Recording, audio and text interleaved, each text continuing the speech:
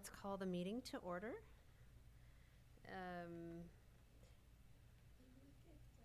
So do we acknowledge the certificate of posting first? Yeah, we ended up duplicating things. It's on the consent Oh, it agenda. is, yeah, I see that. Okay, all right, then let's start with the pledge. This is the May 22nd regular meeting of the Pacheco Stormwater District, and we're convening at 6:10. If there's, and all trustees are present. Thank you, Joel. All right, so let's then move on to the Pledge of Allegiance.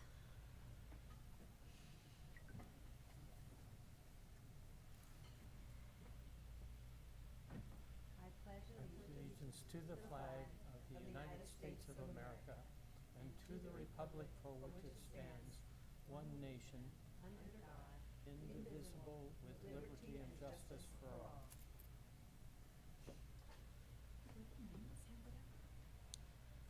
Oh, do we have any agendas? Do we have any of those? I have mine. Do we have any?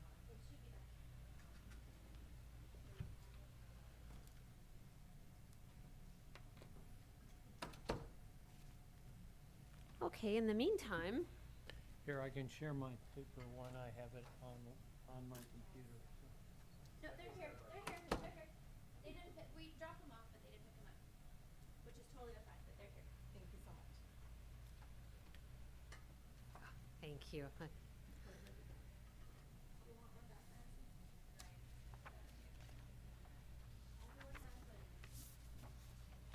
So are we supposed to pick them up or we can pick them up at a certain time? Hello. Okay, so you're sent an electronic copy via email, which you can use for these meetings, or the hard copy is brought here to the administration building. You can pick it up. So they're here at the meeting. We can just grab them for you, or you can pick them up prior to. When that email goes out, it notifies you as to where and when the packet will be ready. Thank you. Thank you very much. Okay, we'll move on to public comment. Does not appear that there are any members of the public in the room here. What about on Zoom? Is there any public comment from Zoom?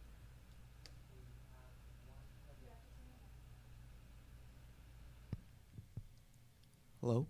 We have one public comment. Okay. The Pacheco Stormwater welcomes your comments. Each individual speaker will be limited to a presentation of 3 minutes. When addressing the commission via Zoom, phone, or in chambers, please state your name and county in which you reside for the record. Please address the commission as a whole through the chair. If participating on Zoom, select the Participants tab and click the raise hand icon.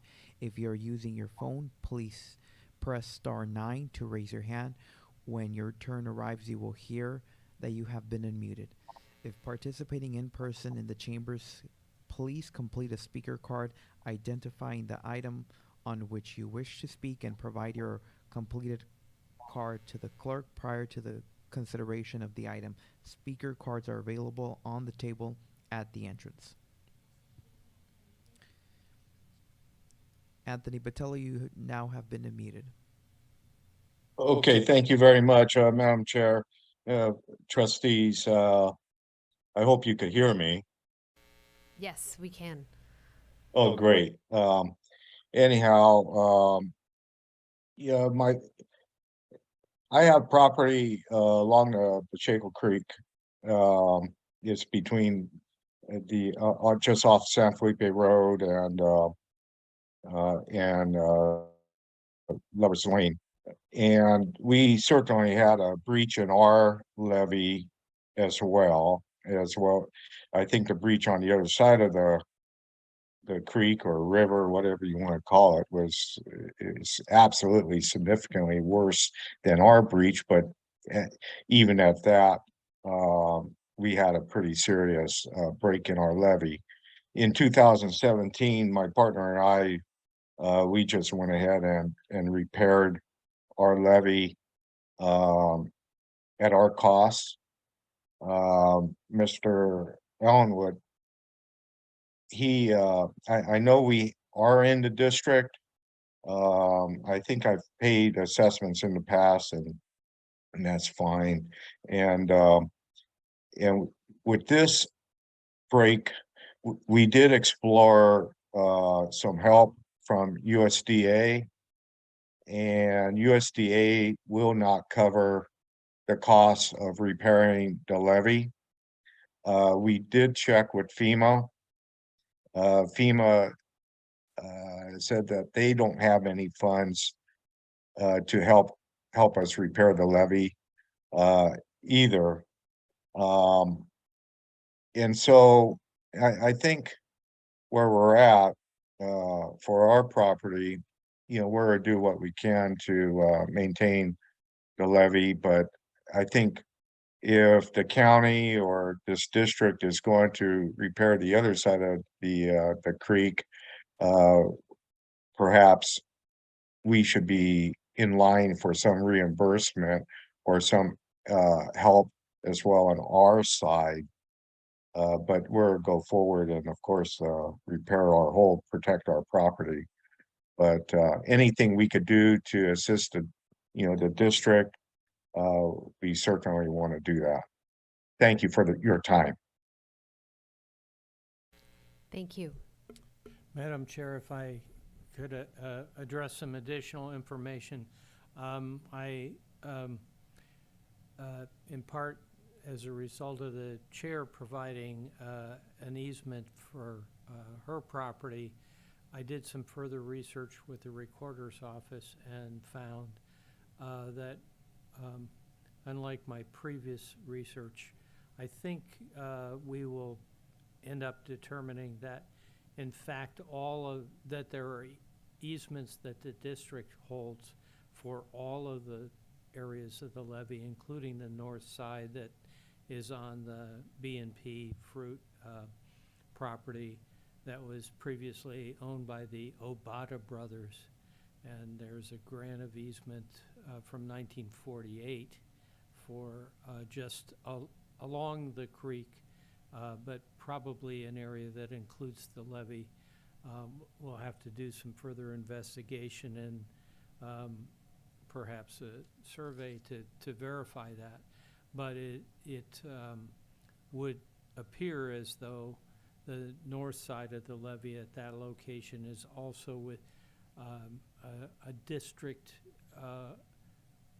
owned and maintained levee, and that we will be applying for public assistance to repair that portion of the levee. But the question I have, perhaps Mr. Patello, you can, did that breach occur with the first or the second storm event on the north side at your property? The breach occurred in the first event.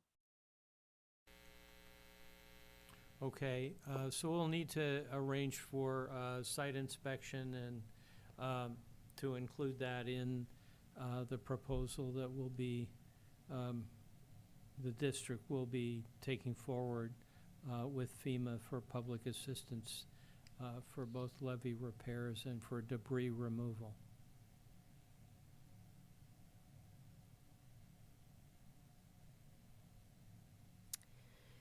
Is there any other comment? No other comment. Okay, thank you. So we will move on to the consent agenda, which is the approval of the minutes from the last meeting, April 24th, and the adoption of the certificate of posting. So we will vote on these all together. So all those in favor of approving the consent, actually, I guess I need a motion to approve them. Okay, so is there a motion to approve the items on the consent agenda? I will motion for the approval of the minutes. Okay, is there a second? Yeah, we second that. All those in favor? Aye. Aye. All those opposed? All right, so we've approved those items on the consent agenda. We'll move now to the regular agenda. The first item is 2.1, update regarding the status of the FEMA application to repair the levee breaks. And so we'll have a presentation from staff. The first would be, again, apparently from the first meeting about a month ago with FEMA, the question was raised about what the authority of the district was and what easements did it hold to make the repairs and maintain the levees. And I did some further research and provided a memorandum to FEMA and the Cal OES outlining the district's legal authority and providing them with copies of the easements that we had uncovered at that time, and I'm supplementing them with the additional easements that our research has uncovered in the last week or so. Have they indicated whether they're satisfied with all of that, or they're still considering no. it? No, and I only expect to hear if they have questions or are dissatisfied with it. Okay, thank you. Thank you for doing all of that, Joel. Okay, so there was a meeting earlier today. So if you'd like to update us, Steve. You bet. Thank you, Madam Chair and trustees. And thank you. There's a presentation. So yeah, that's correct. The memorandum that Joel mentioned was really important because FEMA did ask last few days ago if we could have confirmation that the district had legal authority to maintain the creek. And as Joel noted, it appears that that is the case. So because of that, FEMA has qualified Pacheco Stormwater District to be eligible for funding regarding the storm impacts from December and January. And what that means is we have submitted, the district has submitted 2 items for potential funding. One is debris removal from the creek, and that's what FEMA calls Category A activities. And we've also submitted a funding request for the breach repairs, and that's actually a Category D because it relates to waterways. And I'll talk about the debris removal in a moment, but now we had, as the chair mentioned, we had a meeting today, and that sets a clock for 60 days. And so the district has 2 months to give more details about those activities. And the faster we provide those details to FEMA, the faster they can actually allocate funding to us. And so the county's going through that process currently. And, you know, it could be, I'd say, about 3 to 4 weeks till we know for sure that we will have X $100,000 for debris, and then it'll be a little while longer to see how much we're going to be able to get for the breach repairs. Now, FEMA is going, and I'll mention this in the slide coming up subsequent to this slide, but FEMA is going to send a crew out to walk the creeks with whoever would like to do that. Everybody's invited. I'll be there. You don't have to be there. It's usually 3 or 4 folks. They'll have sort of a site engineer, an environmental person, and maybe a third individual. And they'll want to look at the breaches, and they'll also want to look at the debris piles and make some notes. Once they've done that, and they would like to do that in the next couple weeks, we've requested either a Monday or Wednesday. Again, you don't have to be there. Once they've done that and taken some notes, they'll go back to their offices and let us know that, you know, our request is reasonable, and then we can proceed. Now, we can proceed at risk, so to speak, today. The impression I got today from the meeting, and Michelle can correct me, was that they're fairly certain we'll get funded for the debris removal. So they're not gonna hold us back from that, but it might be beneficial to just wait for that site visit from their crew and get their input, and then, you know, we can proceed. Again, you know, in the best case scenario, FEMA would fund 75%, the state would fund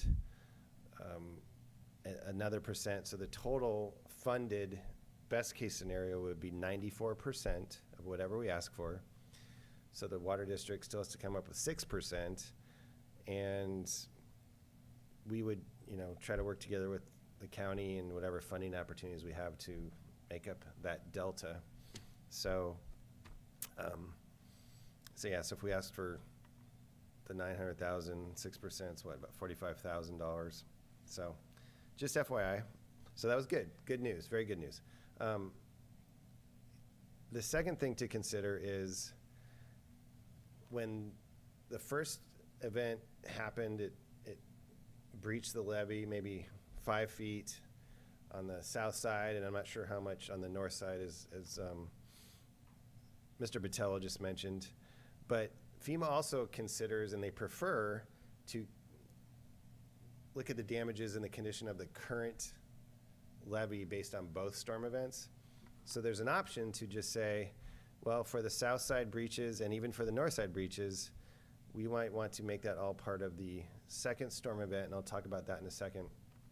And it's just easier because, for example, the 2 breaches that occurred during the first storm event, they brought the levee down about 5 feet. Well, the second storm event, I went out there, I looked at the levee, and it brought it down another 6 or 7 feet. So the levee in the breach area is only about this high. It's quite low. Kind of concerning, but hopefully we don't have more storms in the near future. So the easier thing for FEMA to do is just assess the current condition instead of kind of do it in 2 phases. So they're actually going to research when we apply for the second request for public assistance for the February, March storms. They might just say, well, for the breach itself, let's just look at the current state of the levee, and we're going to give you all the money for that current state on the second set of storms. The debris, in our opinion, occurred during the first storm, and we'd like to prioritize that, and so the debris will likely happen under this first allocation, which is the event's number 4683. That's for the December, January storms. But for the February, March storms, we might just put all of the levee breaches all together under that event, just because it's easier for everybody to work with. It's kind of hard to say, okay, the levee went down this much during one storm and then this much during another storm, and so FEMA's going to let us know about that. But the good news is they think for both those items they were reasonable. I'll talk about some of the debris removal in a second, but yeah, I'll just pause there and see if there's questions from the trustees.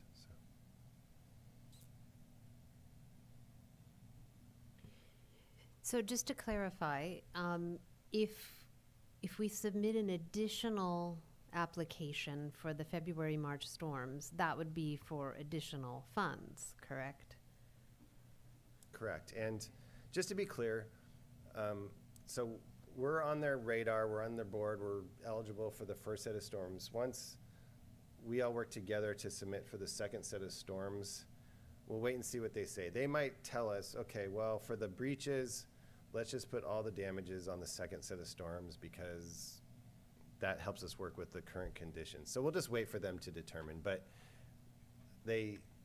for example, for the breaches, they would prefer to just give us one big allocation for one storm event, and obviously that'd be for the second storm event. That's their preference, because when you do 2, it's kind of hard to determine which impact was for the first storm, which was for the second storm, and for some of our other projects in the county, they're doing the same thing, because a couple of our facilities were hit with both storms, and it's really hard to see, okay, the first storm did this much damage, but then the second storm did much more damage, so FEMA prefers just to go with the second storm impacts and say, okay, this is how much it is to fix everything for the second storm, for all the storms, and so we'll just wait and see, but that's kind of where we're at. So. And is there a deadline then for what's the deadline for applying for the second set of storms? So the second set of storms, we have to submit this week, and it's just a series of 6 or 7 questions, real basic.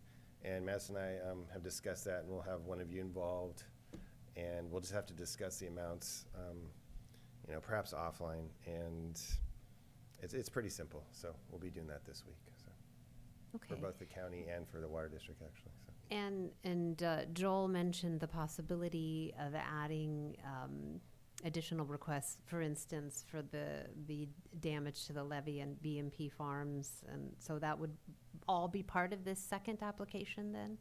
Correct. I would recommend that. We can actually amend the first one just in case the second application isn't accepted. We will actually add the north breach to this current application.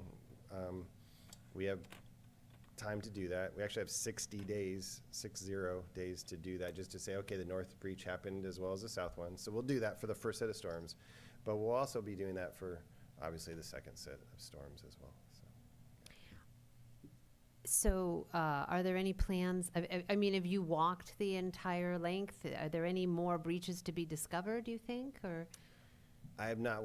I have Or not. I'd walked say I've is walked kinda long. approximately half. Yeah, I walked near Lover's Lane levee, and I walked over near the San Felipe levee. But I'll walk the whole thing with FEMA at the same time. We do have drone footage. Matter of fact, I'll forward that to the committee. We received drone footage of that whole stretch recently, so I'll send that to the trustees here. And so I based our damage estimates on the drone footage. We actually have drone footage from the first set of storms, and we have drone footage from the second set of storms as well. So we have some pretty detailed footage within this district, and I'll send both those links to you if you want to watch the drones fly over the levees. Very exciting. okay, thank you. Are there other questions? No, no questions. No, okay. So you had more, though, to present, right? More to discuss? Yeah, we can go to the next item unless there's public comment on item 2.1. There is no public comment.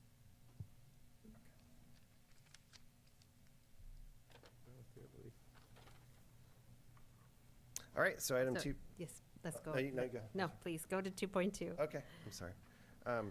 So item 2.2, debris removal.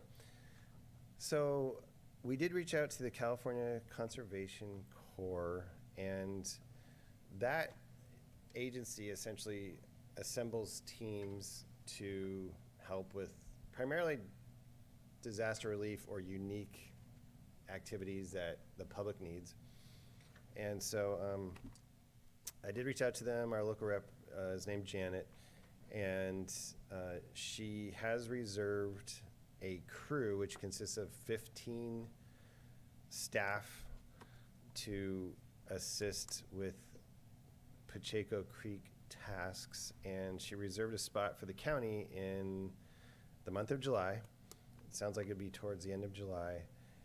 And those 15 folks, depending on fire season requirements, would come to our county, and they could do a few things. They could help with the debris removal, and they bring chainsaws and trucks and things, or they could help with temporary stabilization of where the levee's, been breached quite a bit. And I think we also want them to do that just to be safe, even though hopefully we'll get the permanent fix done before the next rainy season. I think it'd be safe for us, or more conservative, and I'd recommend that we have them actually install some sandbags at the breaches, especially the major breach. I'm not sure about the north breach yet until I look at it a little bit closer, but and they charge approximately $16,000 per week, just kind of an FYI, which is pretty reasonable for 15 people. Average construction crews can be up to 10 grand a day, so $15,000 a week is actually very reasonable. So we can talk about that a little bit more as we get closer to having them help us, but we have been reserved a spot in their queue, which is good. Okay, so FEMA. As I mentioned, they would like to perform the site visit before mid-June, as soon as we're ready, hopefully on a Monday or Wednesday, we'll meet them out there. They'll be assessing both the vegetation and the sediment in the creek. Remember, we're talking about debris removal. So in addition to the breaches, they'll be assessing both the vegetation and the sediment, the silt that's in the creek. And one reason that's important that we've been learning is the vegetation is really evident and easy to document, and they would essentially say, okay, yes, most of this vegetation probably occurred during these storms. We think that's a reasonable assumption, FEMA, and so therefore we will likely give you X dollars to remove the vegetation, the tree branches in those large piles of areas. I'll be very specific. The sediment around that vegetation will also probably be able to be removed with the funding that FEMA gives us.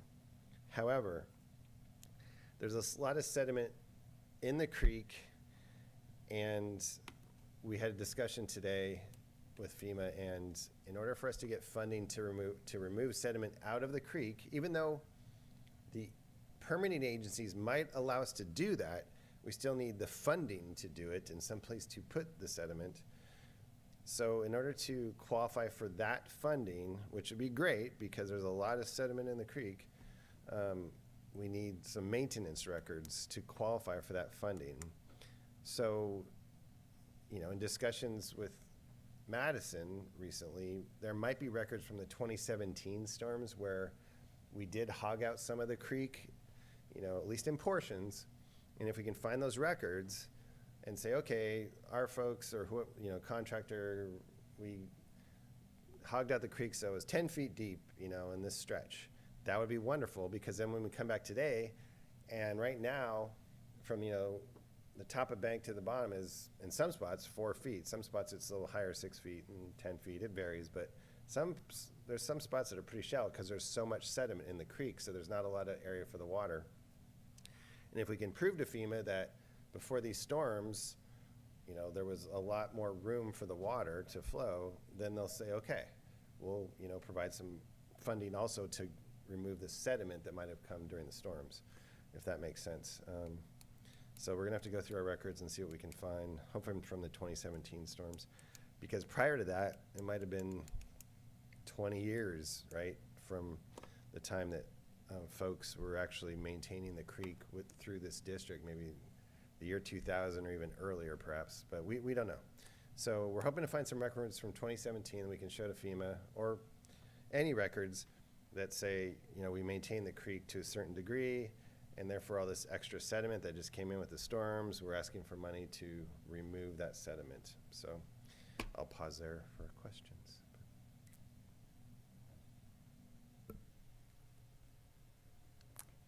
I have a comment. So in '99, when we had that flood, Okay. from the breach of that levee across from my property, Okay. that breach was taken care of, but at the same time, there were vehicles holding the embankment. So I think another government company came in trying to figure out how to clear off those cars off of the embankment. So it wasn't just fixing the embankment from the county, but somebody else came in to remove that because there were vehicles.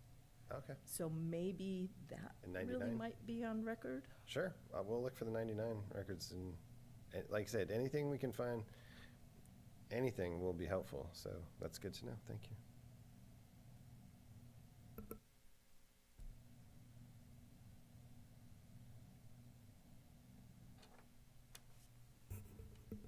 I have a question, Steve. Mhm. You guys have a record the how deep is the levee when they building for the first time? So we might be able to go back. The portions that the Army Corps built, I believe it was the south side of the levee. There might be records of that. It was in the 40s or 50s. And we'll try to find, I have found a document that mentions that construction. So I think the answer is yes, we can find how they were built back then and how high they were when they originally built. And it was just portions for, I'm not sure what the reasoning was, but the Army Corps didn't build all those levees. They just built a portion. I think it was on the south side, but I can find those records, so, yeah.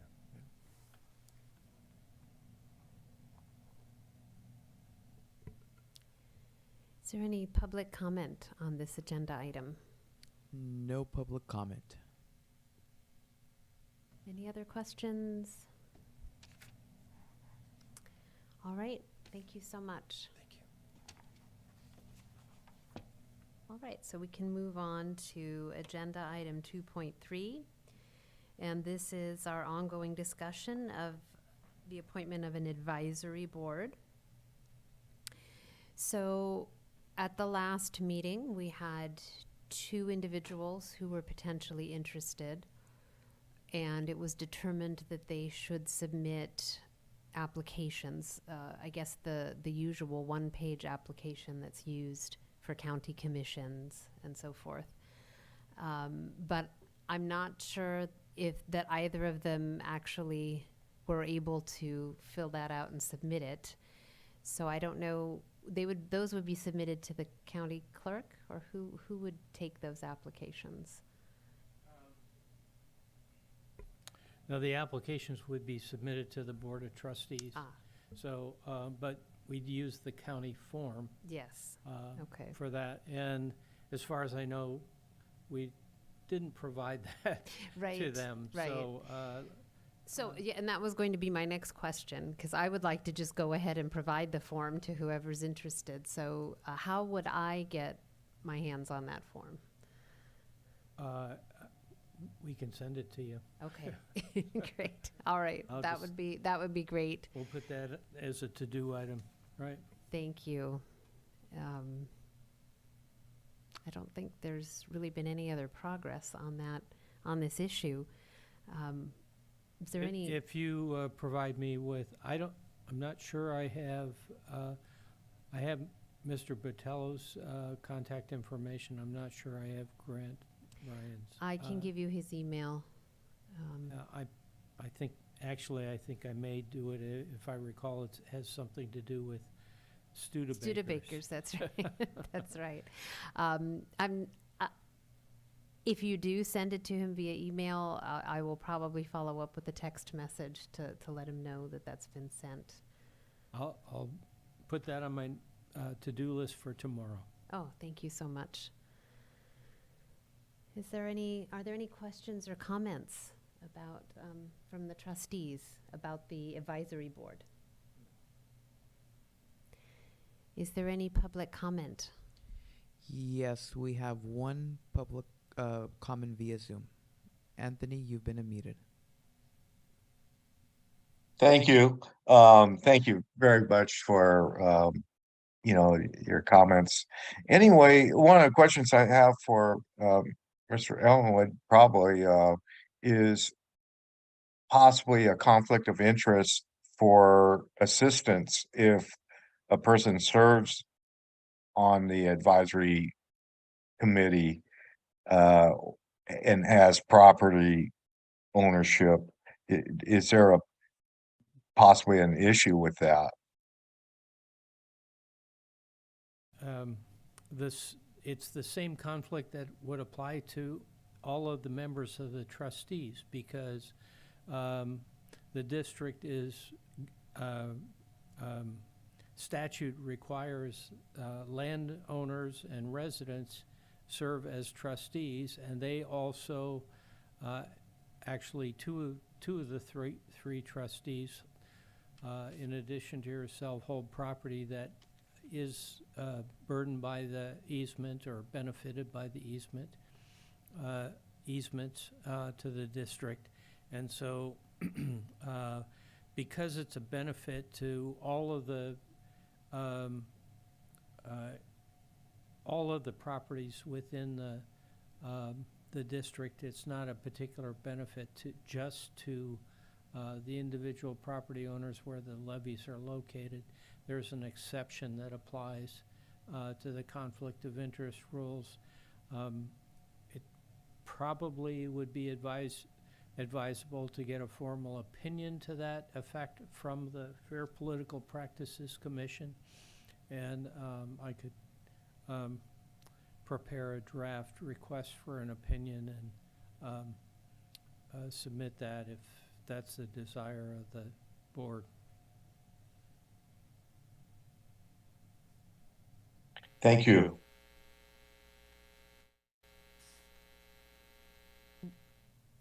Well, there was some discussion at previous meetings about conflict of interest policies. And I wasn't sure if there was anything else that we needed to do, or we did everything that. Well, what was done before was to adopt a conflict of interest policy for the district. And the next thing that has to happen would be that the trustees and members of the advisory committee would have to file a Form 700, which is just a statement of what your financial interests are, which would include your properties. And that form is, you have to file within 6 months of adopting the conflict of interest policy.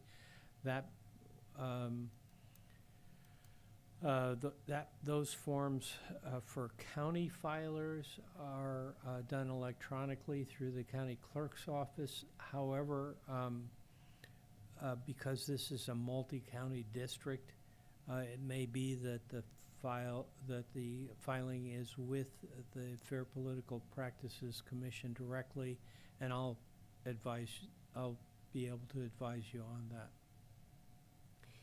So if we went ahead and requested an opinion,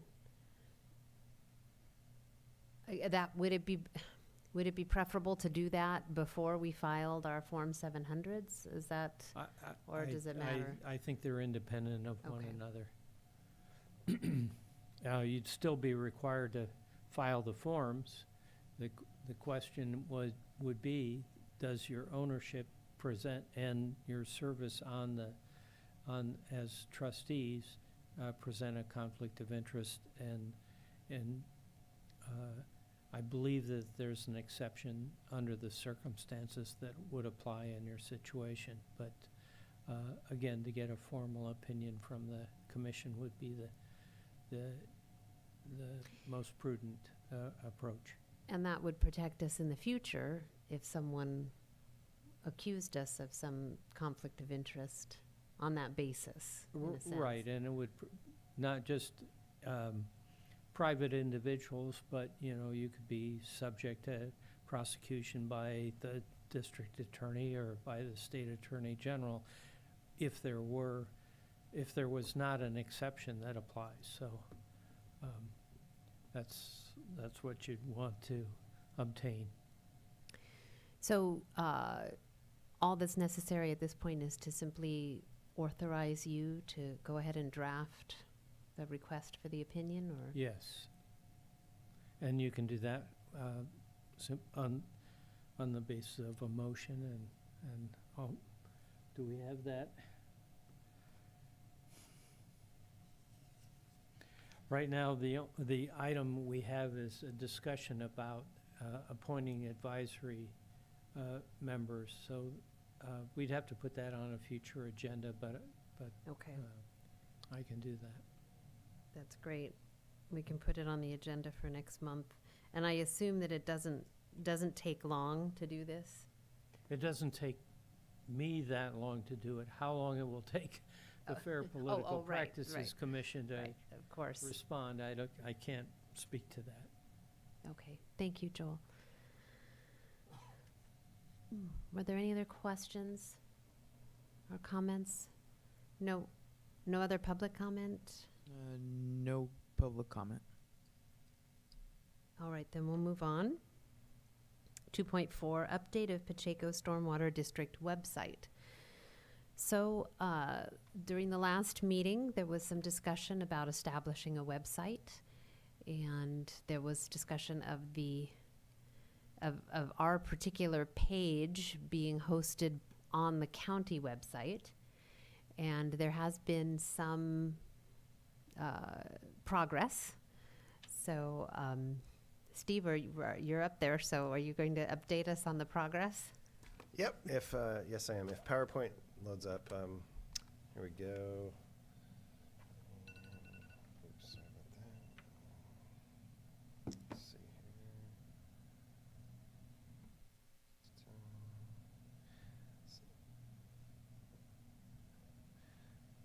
here. Okay, so we've gone through just an initial step. We did create a webpage for Pacheco Stormwater District, so if folks were to go to the county's website, click on departments, and click on Pacheco Stormwater District, what would pop up is a blank page, but you do have a page ready. And so we're here to take some notes. I think there's a couple suggestions last time, but we're ready to populate the page. Something to consider is the contact information. We don't recommend anyone's personal email address, and maybe Joel can provide input on appropriate contact so that an email address could be created and utilized by the trustees. So usually we have contact information. We have future meeting dates, links linked to prior meetings and minutes, and then any other type of documentation that you'd like to post. But a lot of these districts and agencies, it's about the meetings and what occurred during the meetings. So I'll just pause there, but we have created the page, and now we just have to populate it with the information that you think is appropriate. So.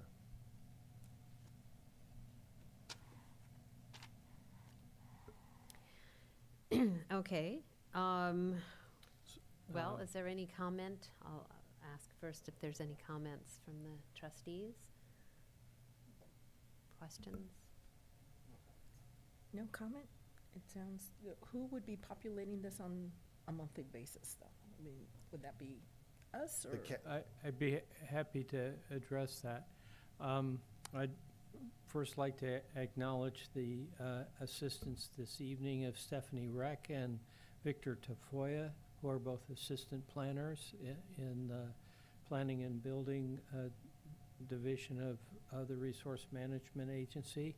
And Victor is taking the lead on creating the page. We're using the template of the Local Agency Formation Commission, which is an independent agency, but it has a page hosted on the county website, and it includes posting agendas and minutes and informational items concerning what's going on. We could have news about the FEMA applications, and when we get to plans and specifications and whatever. So we'll be using that as a template. Unfortunately, we don't have anything to show you this evening, but it's in process. And So we can go to the county website and look at the LAFCO page for an example of yes. of what it might be like. Yeah, it's a general, there are sub-pages within it that include those items. It would list, I believe you created like a Gmail account for the district, so we I could use did. that We for could. communication Yeah. for people. Yeah, we could actually use that. We could post that right away. I mean, there had been some discussion about creating a website with a county address, but I don't know if we there would be wanna benefits. we want to make it clear that this is an independent district. It's governed by this board of trustees. You're not under the direct supervision of or control of the county board of supervisors, even though all of you were appointed by the board, but ordinarily you would be elected in a landowner election. So, and in the future, in the 2024 election cycle, at least 2 of you would be up for election at that time, or all 3 of you, 2 for 4-year terms and 1 for a 2-year term. So that's where all of that information would be included. You know, All right, well, so what, you just need us to tell you, to give you that information, give you the email address? I mean, the meeting dates, we've already established. And the minutes, the county is helping us prepare those anyway, so maybe a brief description of what the district is? I don't know. Sounds good. And the history, maybe, a brief history? right, and the map of the district. Oh, map, okay. Yeah. Sounds good. I think that the email address is gonna be the most important, because there was a sense that we wanted the community to be able to contact us, and that would be, if we post the email address, then they have access to us that way. Right, and it's not your personal email addresses, so, and I think through Gmail, we can set up that it would be forwarded to I was all I was of you. gonna say, 'cause Yeah. remembering to check it is another matter. Yeah, So right. I think it's I set it up. I think it's Pacheco Stormwater District at Gmail. I think that's what it is. I believe that's So, right. but I'll check. So so we can post that pretty soon. I guess there's no reason why we can't start building this website now. Mm-hmm. Okay, so as a practical matter, then, do I send the information to Victor, or who? Yes, so the answer is yes. So I'll email you, and the 3 trustees can reply, but Victor will be on the email, and he will be creating the web page, and so you can just reply to all and let us know the information, and Victor will take care of it. So sounds good. Do any of the trustees want to take the lead on this, on the web page, or?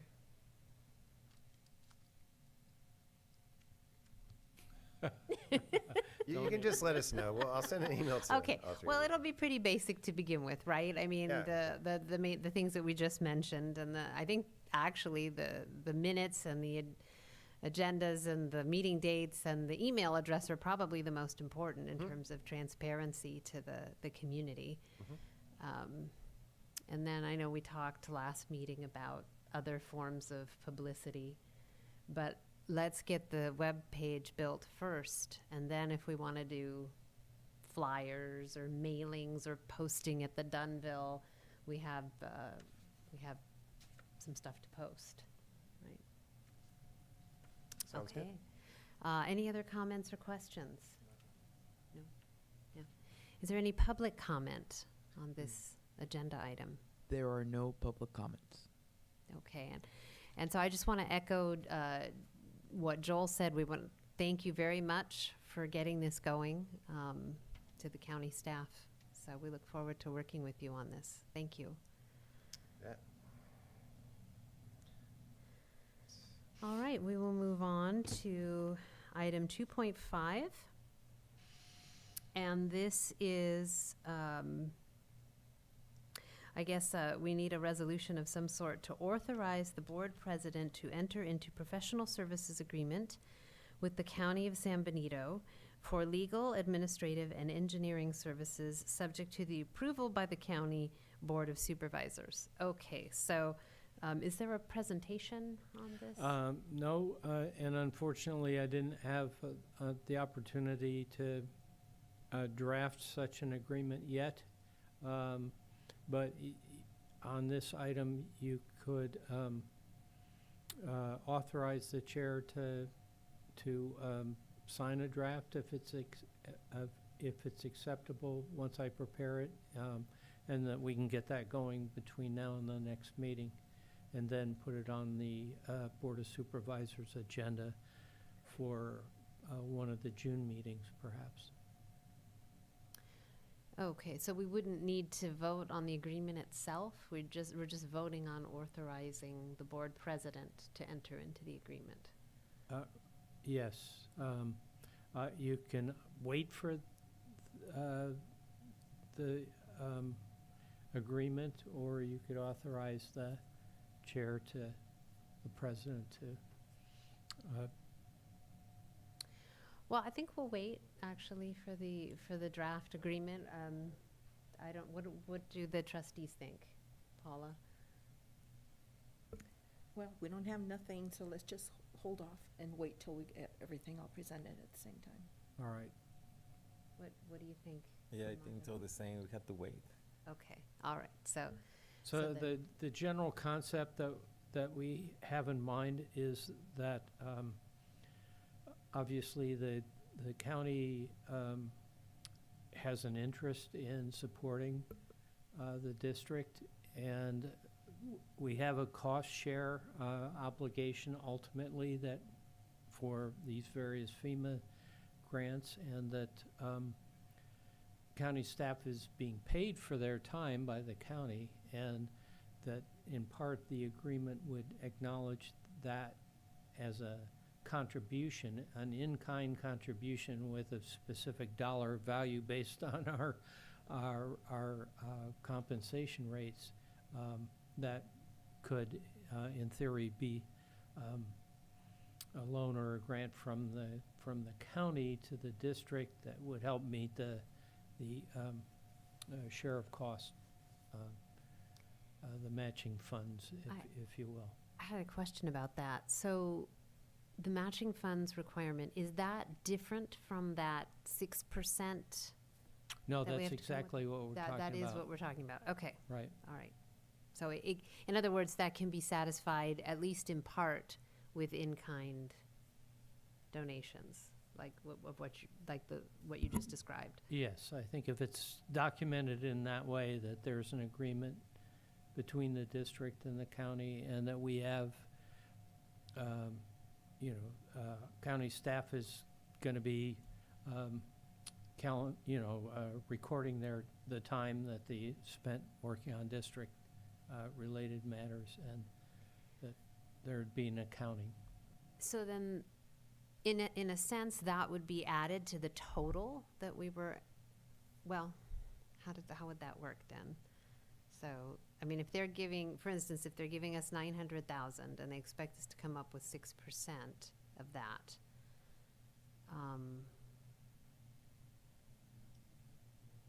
Contributes towards the 6%. right.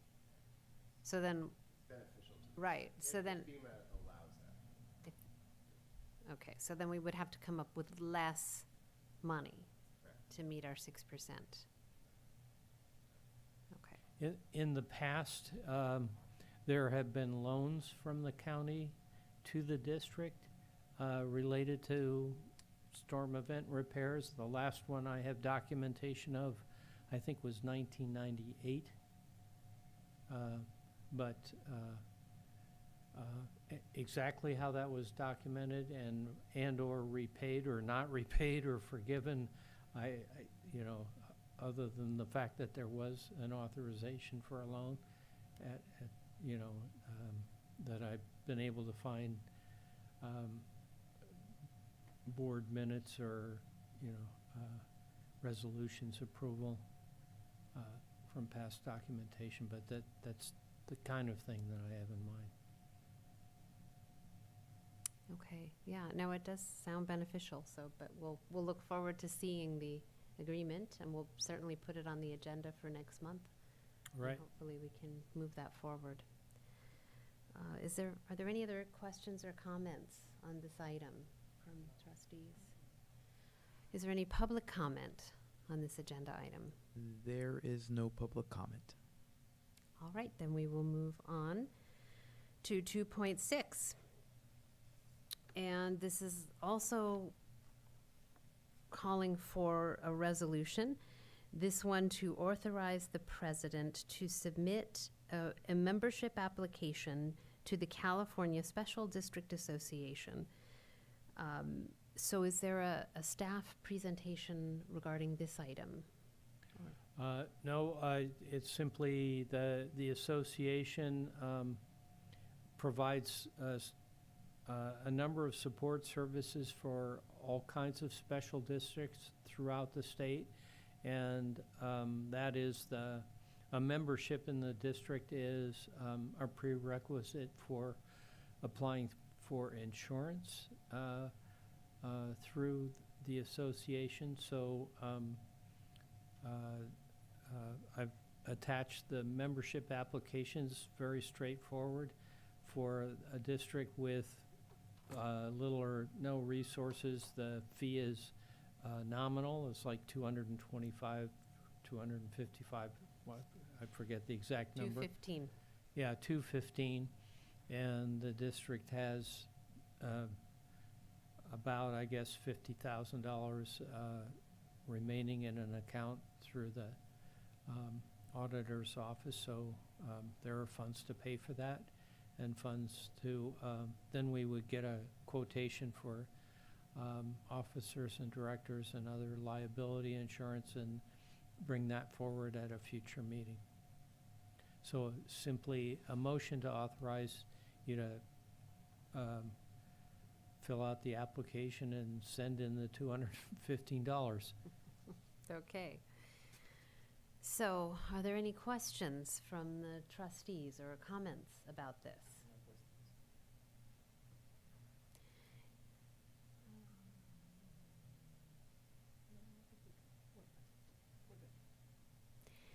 Is there any public comment on this agenda item?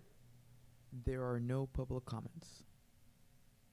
All right, then is there a motion to authorize the president of the Board of Trustees to submit a membership application to the California Special District Association with current annual dues of $215?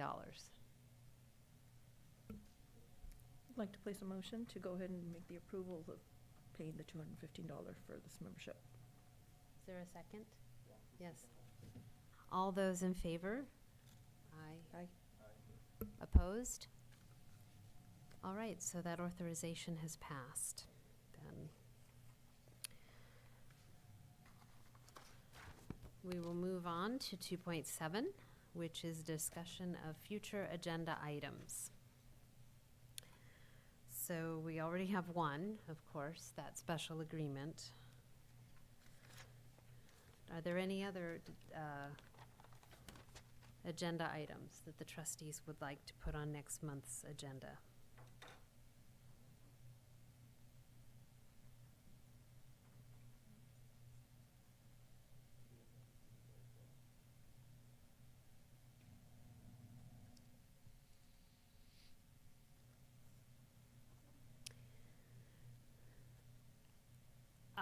I think it might be a good time to start reviewing some other opportunities, revenue opportunities for the district. I don't know, I have a very vague idea about this money that we get from Santa Clara County. It was mentioned a while ago. That's where the money that we have right now apparently comes from, some sort of assessment or some payment that we get from Santa Clara County. Perhaps we could talk about what other revenue sources are open to the district. Okay.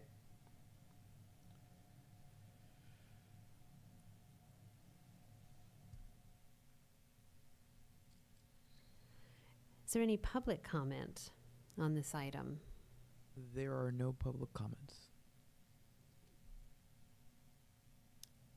Okay.